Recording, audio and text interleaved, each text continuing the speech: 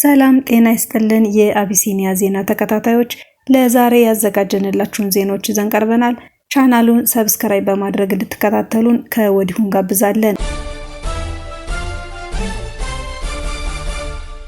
በምዕራብ ወለጋ ዞን ኖሌ ካባ ወረዳ ለ7 ዓመታት ያህል በህዝብ ላይ ዘግናኝ ግፍ ሲፈጽሙ የነበሩ በተለይም ባል እያየ ሚስት ቤተሰብ እያየ ሴት ልጆችን የሚደፍሩና የ28 ንጹህ ዜጎች ህይወት ያጠፉ ወንጀለኞች በቁጥጥር ስር መዋላቸውን የወረዳው አስተዳደር አስታወቀ።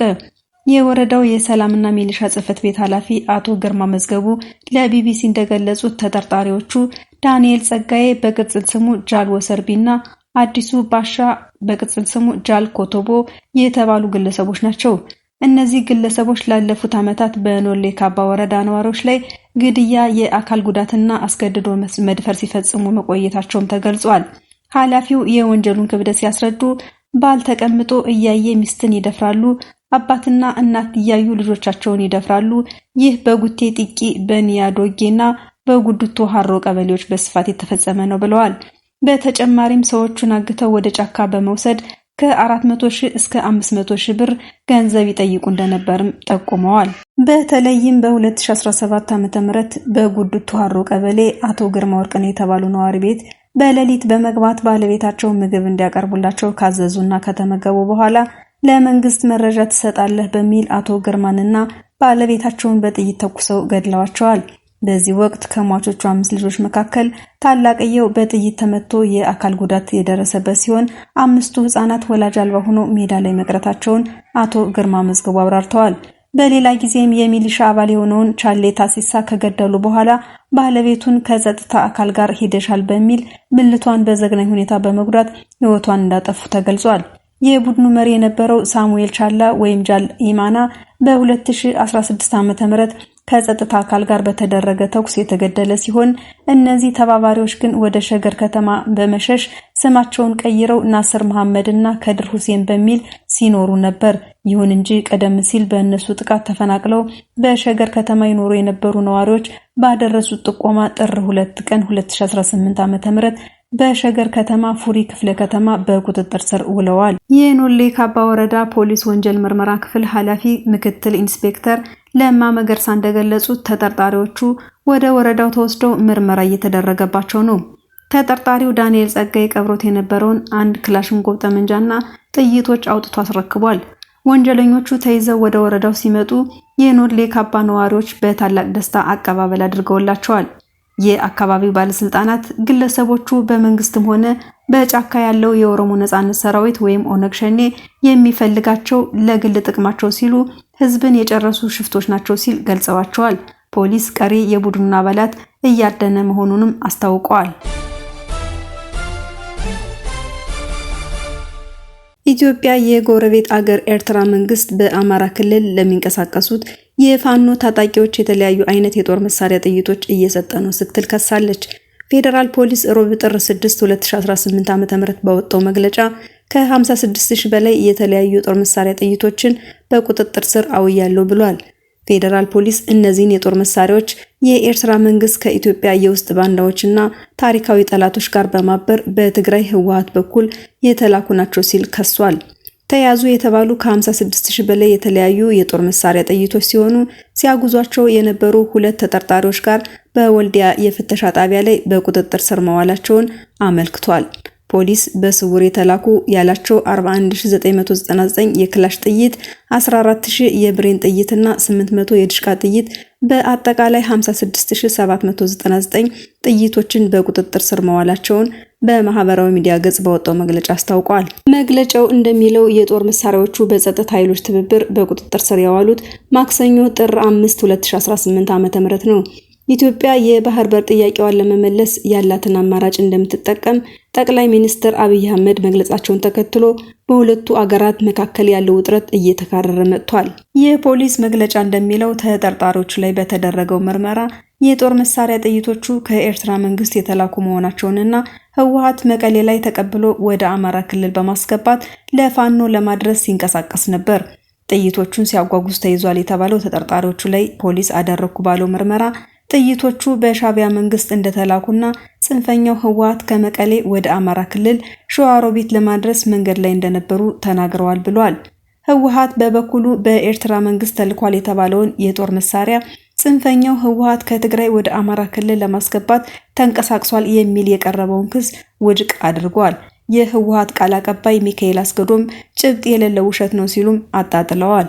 ህወሓት ወደዚህ የወረደ ስራ የሚገባ ፓርቲ አይደለም ሲሉ የተከላከሉት ቃል አቀባዩ በውስጣቸው የተፈጠረውን አጀንዳ ለማስቀየስ ሆን ተብሎ የተሰራ የውሸት ዜና ነው ሲሉ ተናግረዋል። አቶ ሚካኤል ይህ አይነቱ ክስ የተለመደ ነው ብለዋል። ወደዚህ ግጭት እንዳይካሄድ እኛ የበኩላችንን ጥረት እያደረግን ነው። የእነሱ አካሄድ ግን ይመስለኛል ወደዚያ የሚያመራ ነገር ነው ሲሉም የፌዴራል መንግስት ባለስልጣናትን ወንጅለዋል። የኢትዮጵያ መንግስት ከህጋዊ የፖለቲካ ፓርቲነት የተሰረዘው ህወሓት ከኤርትራ መንግስት ጋር እየተባበረ ነው የሚል ወቀሳ ሲያሰማ ይሄ መጀመሪያው አይደለም። የውጭ ጉዳይ ሚኒስትር ጌዲዮን ጢሞቴዎስ የኤርትራ መንግስትና ህወሓት ኢትዮጵያ ውስጥ አለመረጋጋት ለመፍጠር እየተባበሩ ነው ብለው ከዚህ ቀደም የወቀሱ ሲሆን ሁለቱ ወገኖች ግን ይህንን ክስ ያስተባብላሉ። ፌዴራል ፖሊስ የጠላት ኃይሎች በሀገራችን ላይ አደጋ ለማድረስ እየተንቀሳቀሱ በመሆናቸው የጸጥታ ኃይሉ የጀመረውን ኦፕሬሽን አጠናክሮ እንደሚቀጥል ገልጾ ህብረተሰቡ ከጸጥታ ኃይሎች ጋር እንዲተባበር ጥሪ አቅርበዋል። ከዚህ ጋር በተያያዘ የኢትዮጵያ ፌዴራል ፖሊስ ከኤርትራ በአማራ ክልል ለሚንቀሳቀሱ ታጣቂዎች የተላኩ በሺዎች የሚቆጠሩ ጥይቶችን ያስኩ ማለቱን ተከትሎ ኤርትራ የጠቅላይ ሚኒስትር አብይ መንግስት ጦርነት ለመጀመር ሰበብ እየፈለገ ነው አለች። የኤርትራ ማስታወቂያ ሚኒስትር የማነ ገብረ መስቀል ለኢትዮጵያ ውንጀላ ለሮይተርስ የዜና ወኪል በገለጹት የብልጽግና መንግስት በኤርትራ ላይ ጦርነት ለመጀመር ሰበብ እየፈለገ ነው ሲል ምላሽ ሰጥቷል። የብልጽግና መንግስት ለ2 ዓመታት ያህል ጦርነት ለመጀመር ሲያደርግ ለነበረው መቁነጥነጥ ሐሰተኛ ባንዲራውን እያውለበለበ ነው ብለዋል። አክለውም የኤርትራ መንግስት ግን ይህንን የኢትዮጵያ መንግስት ውንጀላ ጦርነት ለመጀመር የቀረበ የሐሰት ውንጀላ ነው ሲል አጣጥሏል። የአፍሪካ ህብረት በደቡብ ሶማሊያ ሐሙስ ዕለት ባካሄደው ወታደራዊ ዘመቻ ከ30 በላይ የአልሸባብ ተዋጊዎች መገደላቸው ተገለጸ። በታችኛው ሸበሌ ክልል በተካሄደው ወታደራዊ ዘመቻ በአየር ኃይል የታገዘ እንደነበር የገለጸው ህብረቱ የሶማሊያ ጦርና የአፍሪካ ህብረት ወታደሮች በጋራ መሳተፋቸውን ገልጿል።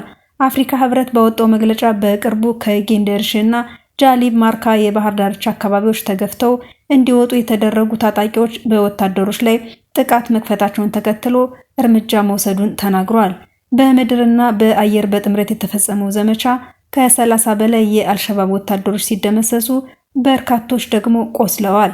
በዘመቻው የሶማሊያ መከላከያ ወታደሮች፣ የአፍሪካ ህብረት የሶማሊያ ድጋፍና መረጋጋት ተልዕኮ ወይም አውሶም፣ የቀጠናዊና ዓለም አቀፍ አጋሮች እንዲሁም የኡጋንዳ ጦር ተሳትፈዋል።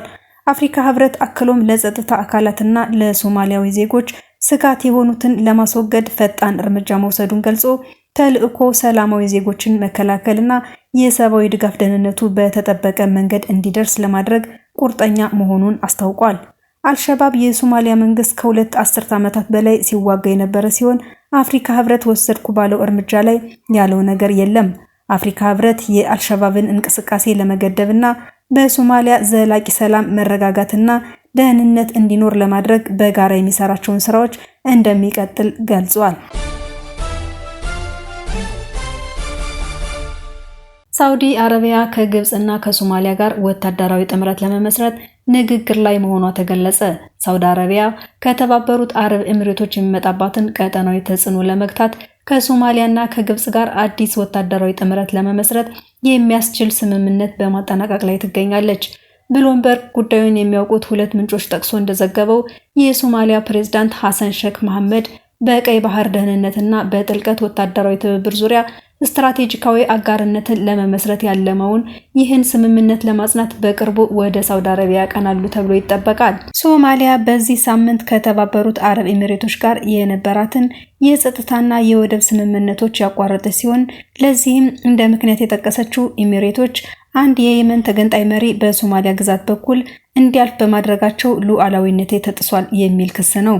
እንደ ዘገባው ከሆነ የሳውዲ አረቢያ ባለስልጣናት የሶማሊያ መንግስት ከተባበሩት አረብ ኤሚሬቶች ጋር ያለውን ግንኙነት እንዲቀንስ ግፊት ሲያደርጉ ቆይተዋል። በሁለቱ የኦፔክ ፕላስ አባል ሀገራት መካከል ያለው ውጥረት የናረው ሳውዲ አረቢያ የተቀናቃኟን ተጽዕኖ ለመቀነስ በሚደረገው ጥረት ኤሚሬቶች ወታደሮቿን ከየመን እንድታስወጣ ትዕዛዝ ካስተላለፈች በኋላ ነው። ሳውዲ አረቢያ እስካሁን ድረስ ለሶማሊያ ግዛታዊ አንድነትና አልሸባብን ለመዋጋት ለምታደርገው ጥረት ጠንካራ የፖለቲካ ድጋፍ ስትሰጥ ብትቆይም ይህ ስምምነት ግን ሳውዲ የአፍሪካ ቀንድ ሀገር የሆነችውን ሶማሊያ የጸጥታና የመከላከል አቅም በቀጥታ ለማጠናከር የምትሞክርበት የመጀመሪያው ስምምነት ይሆናል። የተባበሩት አረብ ኤሚሬቶች በበኩሏ ኢኮኖሚዋን ለማስፋፋትና የውጭ ተጽዕኖን ለማሳደግ ባለፉት ዓመታት በአፍሪካ ያላትን ተሳትፎ የጨመረ ሲሆን በሊቢያና በሱዳን ስልጣን የሚሹ ወታደራዊ ቡድኖች ስትደግፍ ቆይታለች። ምንም እንኳን የሶማሊያን ግዛታዊ አንድነት እንደምታከብር ብታረጋግጥም ራሷን ባገለለችው ሶማሌላንድ በሚገኘው የበርበራ ወደብና በፑንትላንድ በሚገኘው የባቦሶ ወደብ ላይ ከፍተኛ መዋዕለ ንዋይን አፍስሳለች። ለዛሬ ያዘጋጀንላችሁ ዜናዎች እነዚህ ነበሩ። ስለተከታተላችሁን ከልብ እናመሰግናለን።